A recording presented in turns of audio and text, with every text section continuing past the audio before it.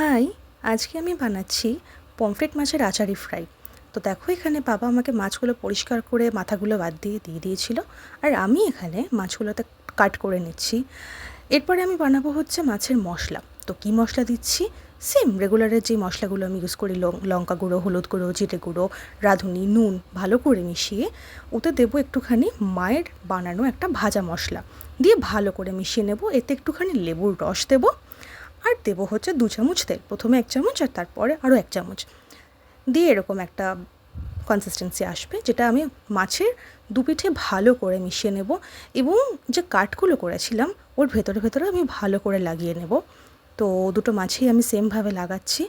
আর এই রান্নাটা না আমি আমার মামুর থেকে শিখেছিলাম, এটা কিন্তু আমার মায়ের রান্না নয়। তো অনেক দিন পর আমি রান্নাটা ট্রাই করলাম।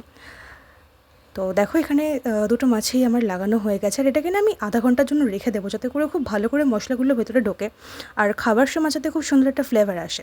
এখানে দেখো, আমি 1 চামচ ময়দার 1 চামচ চালের গুঁড়ো নিলাম ওই মাছের গায়ে লাগাবো বলে, বাইরে থেকে যেটা ওই লাগায়, আর কড়াইতে তেল দিলাম।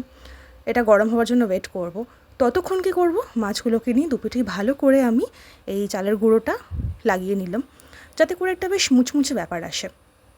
তারপরে এটাকে আমি সিম্পলি কড়াইতে চালান করে দিচ্ছি দেখো, আর ভালো করে ভেজে নেব দুপিঠ। তো দেখো, এখানে ভাজছি আমি, আর একটু না লেগে লেগে যাচ্ছিলো, আই ডোন্ট নো ওয়াই, এটা বোধহয় হয় এরকম। তো ইটস অলমোস্ট রেডি। আর এটাকে বৃষ্টির দিনে তোমরা জানো কী দিয়ে এনজয় করতে হয়। তাহলে আর কিসের ওয়েট করছো? টুট পারো।